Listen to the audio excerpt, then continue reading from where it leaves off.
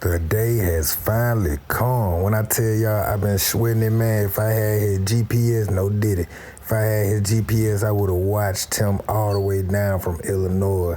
But he pulled up, he got here exactly when he said he was gonna get here, so very reliable.